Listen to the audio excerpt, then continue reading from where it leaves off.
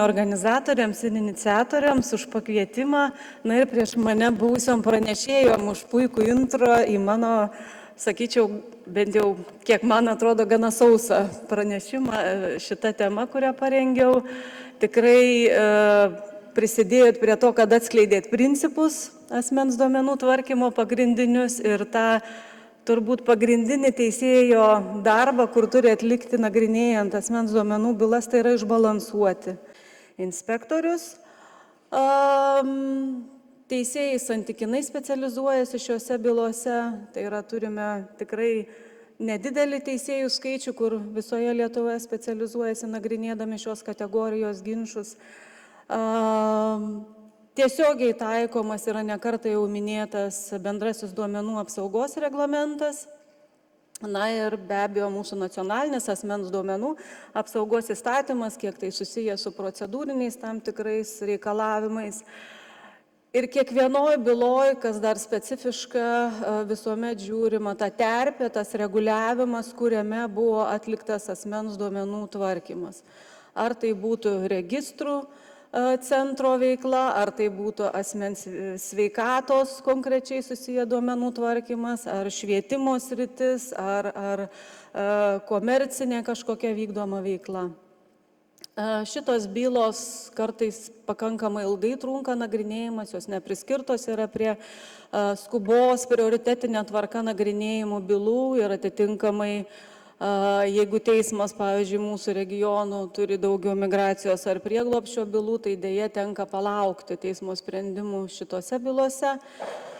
Pradžioje atsiradus šios kategorijos daugiau ginčų, pastebėjom, kad buvo daugiau susiję ginčai su apskritai asmens duomenų tvarkymo teisėtumu, tai yra bent vienos iš tų teisėto tvarkymo sąlygų buvimu. Dabar daugiau evoliucionuoja matyt viskas su teisėtumu, kaip ir turbūt daugiau mažiau tvarkingiau. Atsiranda daugiau ginčų dėl kitų minėtų jau duomenų apsaugos inspekcijos pavaduotojos principų taikymų. Aišku, dėl poveikio priemonės taikymo ginčų pasitaiko ne tik baudos, yra toli gražu, tikrai duomenų apsaugos inspekcija taiko daug tokių tvarkomųjų, įspėjamųjų ir kitokio poveikio priemonių. Na ir procedūriniai klausimai, kai kuriais atvejais taip pat šitose bylose kyla. Statistinius duomenis pasižiūrėjom per pastaruosius metus, tai kaip matote, į metus daugiau mažiau panašiai ten apie 60-70 galbūt ginčų gaunama. Praeitais metais daugiau, bet ten susiję yra su vienos įmonės atliktų duomenų tvarkymu. Ir ką galėčiau pasakyti, turbūt ties ta vieta galima būtų ir baigti su archyvais. Ginčų iki šiol neturėjom. Tai matyt viską pakankamai sklandžiai, aiškiai tvarkot, pataikot į tą impulsą ir pulsą, kur duoda badaras, arba dar netėjo tas ginčas iki teismų. Nepaisant to, pristatysiu teismų praktiką, kur yra jau paformuota, yra ir galutinis žodis tartas Lietuvos vyriausio administracinio teismo kai kuriuose situacijose. Kodėl? Todėl, kad teismai nagrinėdami bylas, tai pirminis šaltinis yra teisės aktas, šiuo atveju būtų bdaro taikymas, tačiau ir teismų praktika suformuota taip pat reikšminga ir jeigu atrandame analogiškomis faktinėmis aplinkybėmis panašią situaciją, tai teismai ir pagal konstitucinę jurisprudenciją yra pareigoti analogiškai ginčus nagrinėti. Tai va, galima bus pasižiūrėti, ar archyvų atveju būtų kažkas iš analogiškų jau išnagrinėtų bylų. Yra keletas reikšmingų išplėstinėse teisėjų kolegijose išnagrinėtų jau bylų, kas turbūt pačiai man buvo atradimas, kad abi bylos švietimo srityje buvo. Viena iki mokyklinio ugdymo įstaigose duomenų tvarkymas atliktas, kita aukštajame moksle universitete. Kuo įdomi pirmoji galbūt byla, tai būtų tai, kad patvirtintas savivaldybės teisės aktas, kur buvo numatyta, kokius duomenis renka ikimokyklinio ugdymo įstaigos, neatleido nuo atsakomybės laikytis tiesiogiai taikomo BDAR ir jame įtvirtintų principų, kas susiję su tikslo apribojimu ir duomenų mažinimu. Ten situacija buvo paprasta, kad ikimokyklinio ugdymo įstaigoje dėl finansinių dalykų, kad pateisinti nebuvimą darželį ir panašiai, turėjo tėvai pateikti ir darželiai atitinkamai rinko duomenis susijusius, asmens duomenis. Kita situacija pandemijos laikotarpiu universitete buvo nuspręsta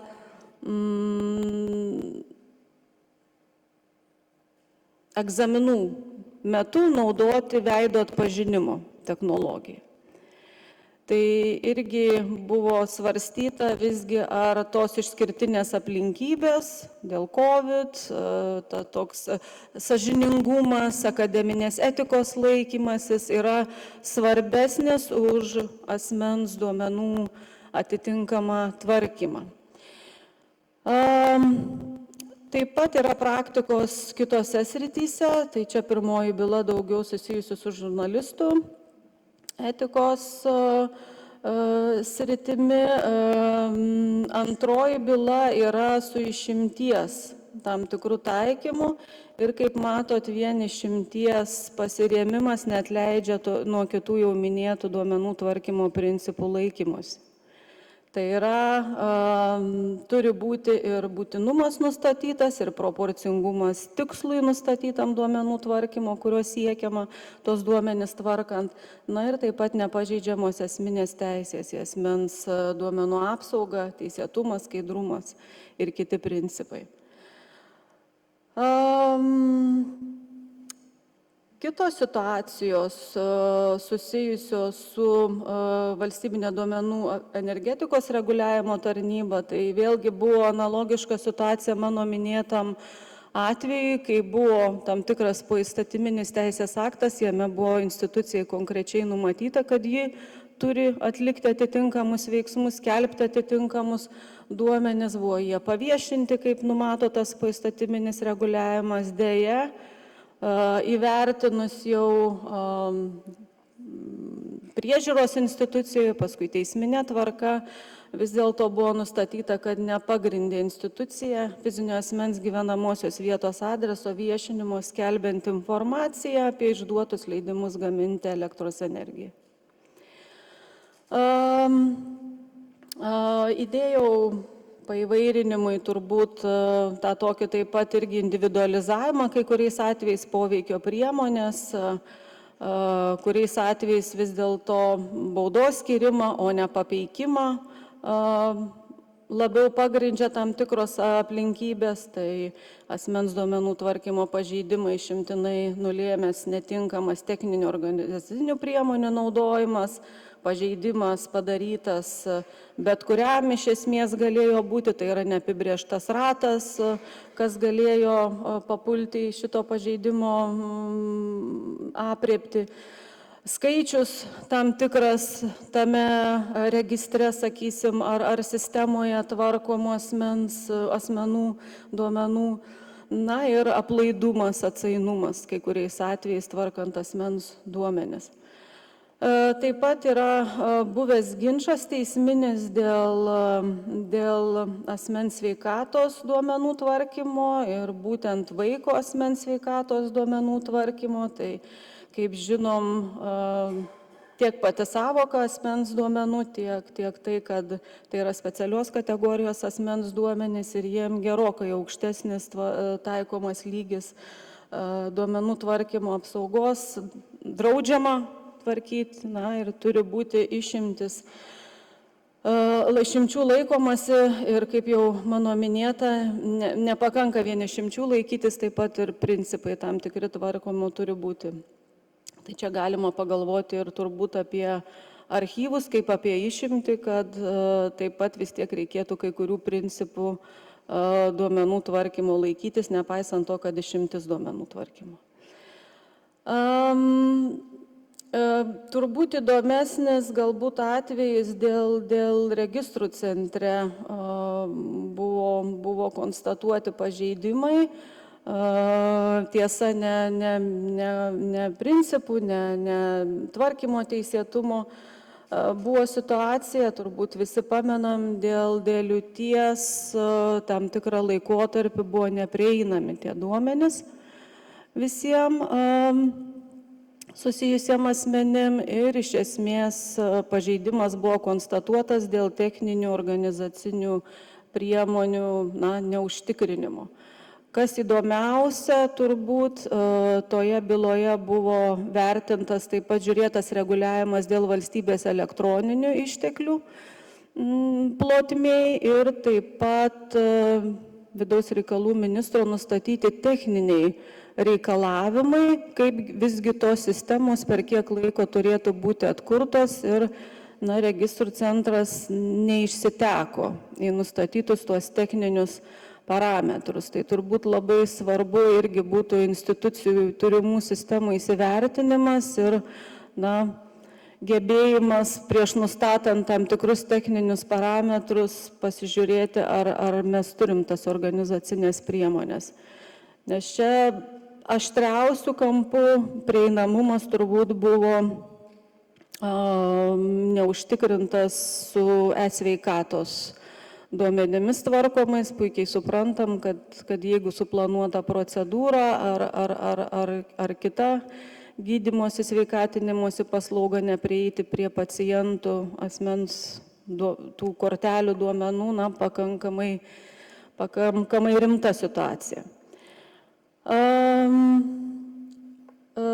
Taip pat pasitaiko dar vis administracinių ginčų, kur nagrinėjama vaizdo stebėjimo įrašymo renginių veikimas, neveikimas. Tai čia šitoj paskutiniai byloj daugiau buvo nagrinėta ta procedūrinis aspektas, duomenų apsaugos inspekcija, ar privalo visgi, ar neprivalo ir kiek kokią apimtim imtis priemonių patikrinti tą vaizdo stebėjimo buvimą, įrašymą, veikimą, jeigu jis toks vykdomas. Kadangi administracinėse bylose taikomas ne nacionalinis ES teisės aktas, tai dažnai tenka ir teisėjams nagrinėjant šitas bylas atsiremti į ES teisingumo teismo praktiką. Čia keletą tik iš šių idėjų, nevarginsiu jūsų ją. Dėl to, kad šitas teismas vienintelis gali aiškinti, interpretuoti bendrai duomenų apsaugos reglamentą ir administraciniai teismai atsiremia taip pat jo išaiškinimus ir jeigu analogiškoj situacijoj tokius atranda. Tai čia, kuo įdomi šita praktika, nesenas pakankamai sprendimas buvo reikalauta atlyginti neturtinę žalą tik dėl to, kad prarasta buvo duomenų kontrolė per klaidą įsigytus prietaisus, dokumentus perdavus kitam asmeniui, neturinčiam teisės jų gauti. Tai čia pakankamai nemažai išaiškinimų pateikė ES teisingumo teismas, ir kas turbūt būtų aktualu, kad baiminasi asmuo, tai nėra neturtinė ta žala. Čia aš bandau rezumuoti. Čia lietuvišką įdėjau vieną kreipimąsi, kur gautas buvo ES teisingumo teismo išaiškinimas, galbūt teko girdėti tokie karantino programėlės.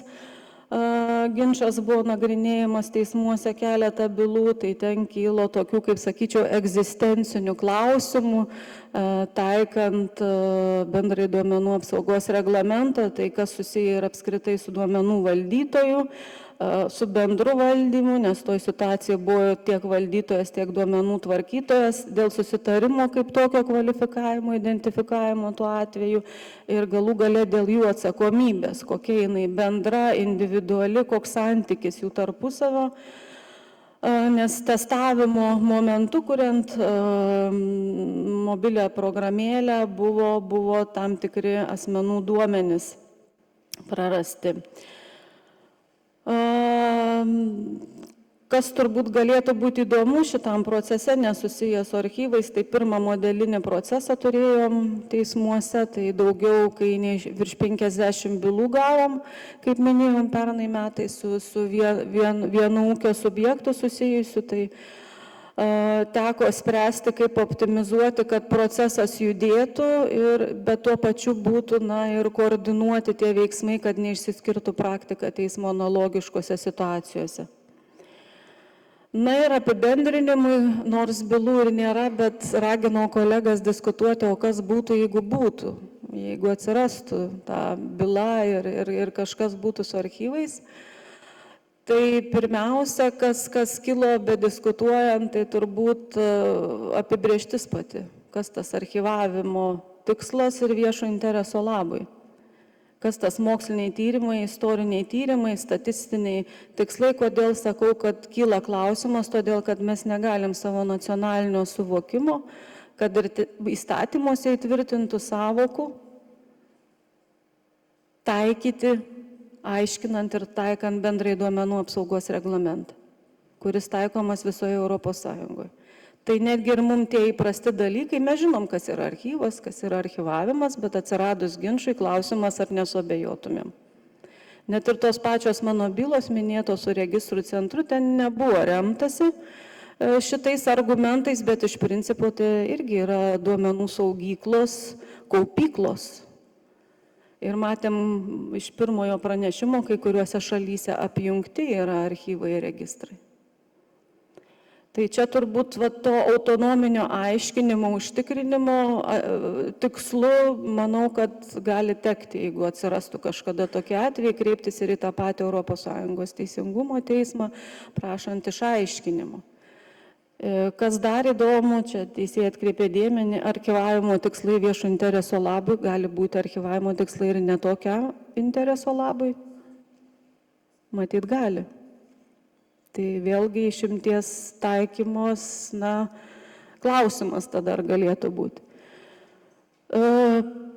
Taip pat rengiantis pasižiūrėjau, tai kaip tie archyvai turėtų jie kažkaip tarpusavį irgi ES lygmenių bendradarbiauti, nors kažkas minėjo, kad jau ta grupė ten tą patį susirenka ir vis aptarė, bet manau, kad labai svarbu. Tik svarbu, kad tai, ką archyvai aptarta, būtų prinešta, danešta iki priežiūros institucijų. Taip pat. Ir tos gairės, kur yra parengtos, manau, kad puikus šaltinis yra, tik tai klausimas, ar nereikėtų jų irgi karts nuo karto atnaujinti, nes keičiasi ir duomenų tų tvarkymo mados ir duomenys patys. Ir ką galėčiau, turbūt klausimas jum, ar iš tų mano pristatytų bylų kažkas būtų bent jau panašu, ar galėtų būti precedentas, jeigu turėtumėm ginčą su duomenų tvarkymo archyvose. Ar jis yra tas precedentas? Tai ačiū uždėmesi.